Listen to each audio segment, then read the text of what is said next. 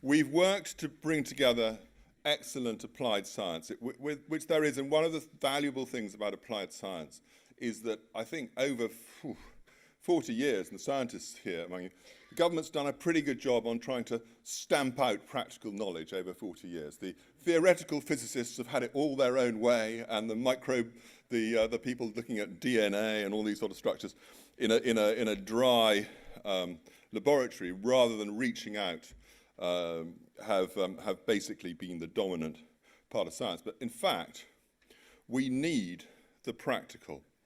And bringing people together to talk to each other is critical if we are going to move forward. So each session is chaired by a professor from our wealth of academic institutions in Devon, as well as earthy, practical, grounded farmers who have real experience of working together. Please do ask questions. I'd encourage people to ask even the questions that feel obvious and stupid. There is a thin line between the bleeding obvious and the very profound. And very straightforward questions often provide the chance to pull out the most interesting of points. However, please try to avoid statements. However passionate you feel about it, they don't encourage the flow of conversation. And it's great if you say who you are and what you do, because it just adds a little bit of colour to the comments that you make. We have a couple of apologies. We managed to time it with a train strike. So unfortunately, Tim Morden from DEFRA is unable to attend, which is particularly sad in the light of the recent ELMS announcement. But I'm happy to circulate his slides on innovation strategy to anybody who's interested. And sadly, Professor Sasha Mooney, who has a shoulder operation and hasn't recovered sufficiently to travel, but his understudy had COVID. But happily, we have Professor John Crawford here, who is brilliantly placed to fill in, brilliantly placed, and I don't think we will miss any so much. So, why here? Why now? And to be honest, I think this is what agricultural associations, and in particular the Devon County Agricultural Association, whose premises we're in, who provided the infrastructure to make this happen, was set up to do 150 years ago. This association was founded in 1872 to promote agriculture, horticulture and forestry at what was the most extraordinary moment for farming. And I think it's just worth thinking about it a bit to realise that the world can be just as kind of frightening as it is today. They didn't know it at the time, but 1872 was one of the last years of 18th century good agriculture. Globalization was just around the corner. Steel ships with propellers able to transport goods cheaply around the world with refrigeration units opened up the British meat market to competition from Argentina, New Zealand and Australia. The price of meat fell like a stone.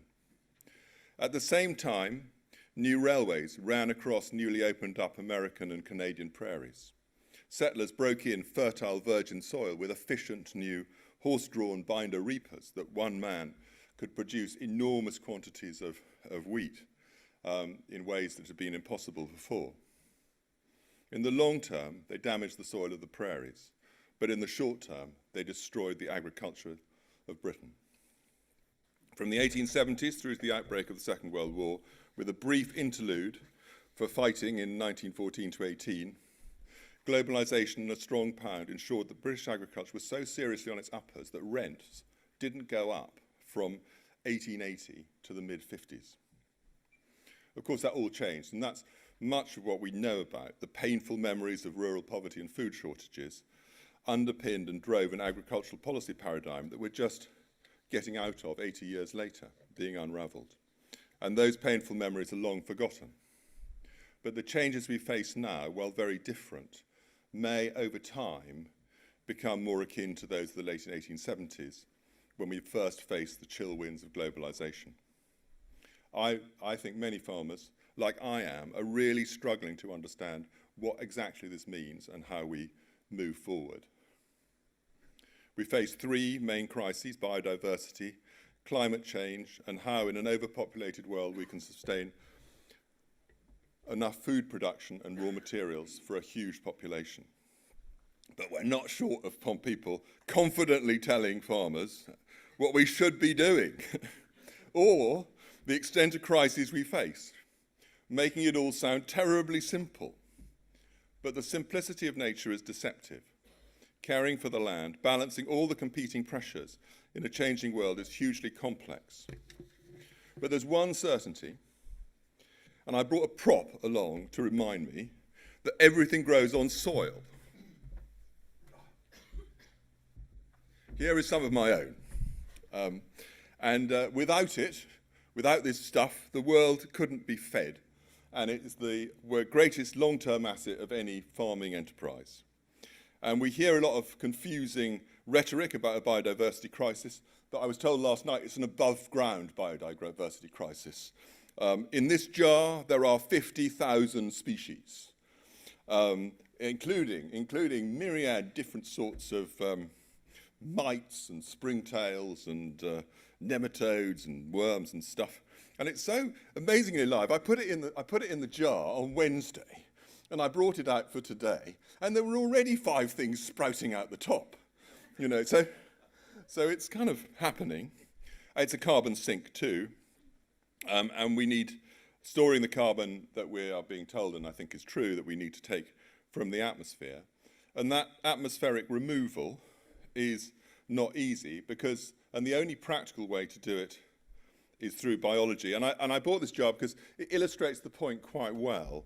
So the jar, it has 2.5 kilos or 2.4 something kilo of soil in it. And sticking out the top, which you can't see, is a blade of grass. And the blade of grass weighs 1 gram. And there's about 2,300 something grams of soil in that. And that is the ratio between the weight of the carbon dioxide in the atmosphere and the rest of the atmosphere. So the carbon dioxide is absolutely tiny, and that is what makes the miracle of the biology that drives farming so extraordinary and so difficult to replace. So above all, we need the soil.